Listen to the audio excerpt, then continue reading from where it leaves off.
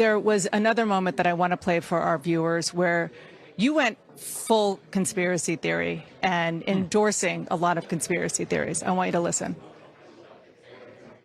If you want somebody who's going to speak truth to power, then vote for somebody who's going to speak the truth to you. Why am I the only person on the stage, at least, who can say that January 6th now does look like it was an inside job, that the government lied to us for 20 years about Saudi Arabia's involvement in 9/11, that the Great Replacement theory is not some grand right-wing conspiracy theory, but a basic statement of the Democratic Party's platform, that the 2020 election was indeed stolen by big tech. Let's just take two of those. Let's start with January 6th. Sure. There is no evidence that it is an inside job. It was a fringe conspiracy theory that the Trump-appointed FBI director, Christopher Wray, has said explicitly over and over is just not true. So let me, I appreciate the opportunity to address it. I was an anti-woke crusader leaving the business world, and if you had asked me 3 years ago, is there some chance January 6th is an inside job, I would have said that was crazy talk. I would say, looking at the facts of the video footage that have come out, Dana, it is shocking that you still haven't gotten a clear answer of how many federal agents were in the field that day. Look at now the video footage of actually throwing explosives and rubber bullets into what was a peaceful crowd, then releasing to the public what came in response to that. But now look at the video footage that was released, and I'm glad we're talking about it because viewers deserve to look at that footage. Capitol Police literally letting people in who were then now prosecuted. Some of them have gone on to commit suicide because of what the government's doing. That is a case of entrapment, and I think the government has not been transparent about this, which is why I then brought up another case where the government, now 20 years later, with declassified documents, told us that they lied to us at the time. And so I do think we have a government that's consistently lied to its people. But an inside job suggests that everybody who attacked the Capitol was part of some. I didn't say that, but I was saying that there's entrapment going on. There's entrapment going on, and this looks like a case of entrapment. And if you look at even over the last day. What do you mean by entrapment? Entrapment means that the police goaded people to do something otherwise than they otherwise wouldn't have done, and then they arrest them for actually doing it. And you don't think it was actually the former president who was trying to get people? I think that was the media narrative. Now look at actually a hard case. We heard him with our own ears. I'm going to ask you about a case and see what you think about this, right? You guys said this for a long time about the Gretchen Whitmer kidnapping plot. Suddenly gone silent after it comes out at trial that absolutely that was a case of entrapment, which is why 2 of those people were acquitted. So I'm saying this as somebody who, on the other side of this, as a biotech CEO, somebody who was even anti-woke, but if I was looking at this, I would have said a lot of this is crazy talk. But if you actually get into the details, I think it is startling how much the government has systematically lied. And I think it's both parties over the course of the last 25 years. But on the left used to be better at pointing this out and being skeptical of the government, but now it's the right. Which is the most aggressive, offensive attack on the U.S. Capitol and on democracy itself that we have seen in our lifetime and in many, many lifetimes.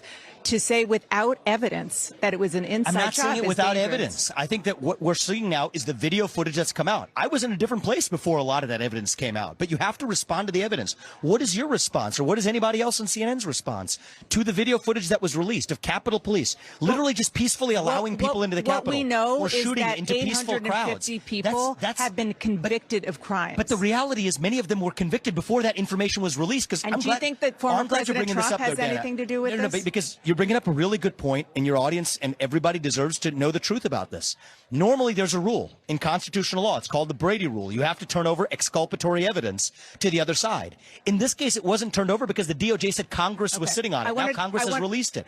That's why I said I would pardon many of those peaceful protesters because I want to go to something else that you said, which I think is not a left or right issue. I think this is a civil libertarian issue. I want to go to something else that you said that I think is really important to explore, and that is the Great Replacement theory. Yeah.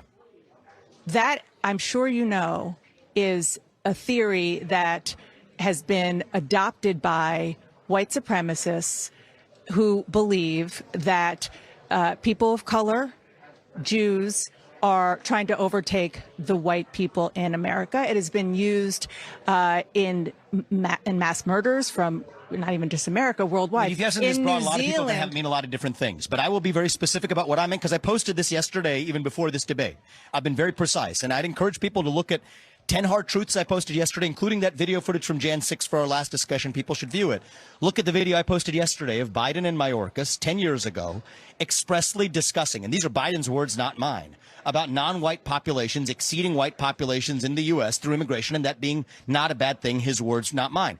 I think we should be able to have this conversation in the open without using fringe theories. But when you use the term great replacement theory, that is exactly what that refers to. But you understand that that term is something that evokes anti-Semitism, and it evokes piece of this. I'm against anti-Semitism, and I've spoken accordingly. But people who have, but I think we also have to admit the truth of what's happening, Dana. But this is coming through Biden's own words. This is being used 10 years ago for killings in Buffalo, for a killing in Poway, California. If it was a Republican saying the same things that Biden said 10 years ago, do you understand how dangerous it is? Conspiracy theory. It's not even just a conspiracy theory. It's dangerous because I disagree. I think what's dangerous is the suppression of open dialogue. Well, look, I think that we need to have more open dialogue in this country, and when you tell people they can't speak, that's when they scream. If you tell people they can't scream or object, that's when they tear things down. It's the term, great replacement theory. You and I share something in common. We don't want to see violence in this country. I think the way we're going to get there is close the gap between what people will say in private and what they will say in public. Right now, there's a gap between those two things that is as big as I've seen in my lifetime.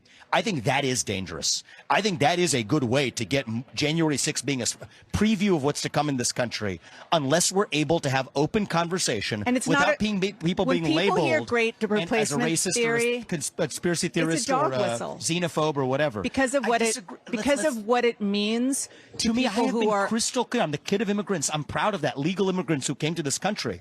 But when the Democratic Party and Biden, the leader of the Democratic Party now, as recently as 10 years ago with Mayorkas sitting at his side, expressly talking about non-white populations exceeding white populations, that being a good thing, and immigration policies they've advanced to achieve that result remain in Mexico, which they're not enforcing. Let's have that debate rather than saying this is a dog whistle, this is going to cause violence.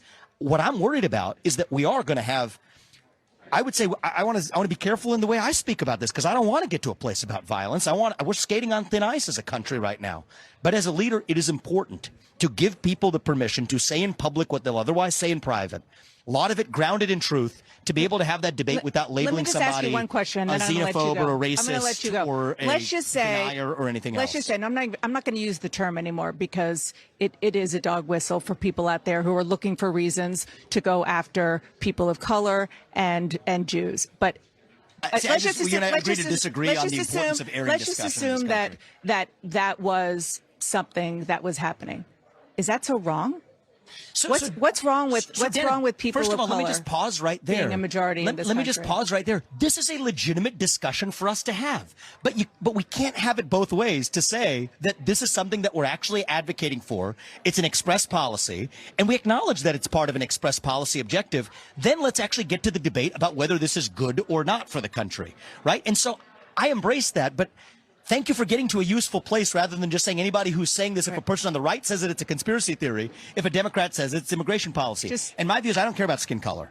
I could care less for skin color. Do you share the ideals of this country? The Jews will not replace us. Comes from the great replacement theory. I know you have to go, but just go back and look at that and think about. And I would say go back and look at air for the people that are watching this. The videos that Mike Johnson has released of Capitol Police allowing them in. We should be able to at least have that debate in the open, and air the video of Biden saying exactly what otherwise is described as a conspiracy theory with Mayorkas 10 years ago. Let's have honest debate. We can disagree, but don't label somebody an insurrectionist or a racist or a homophobe or a denier or anything else as a way of silencing debate. We should talk about it on the merits. And that last question you asked is exactly what many Republicans also want to be debating in the open, whether or not they agree. Merits, facts, that's what we need to be doing. Amen. So show the videos, and I think that'll be good for the viewers. Thank you so much. Thank you. Appreciate it. Anderson, back to you.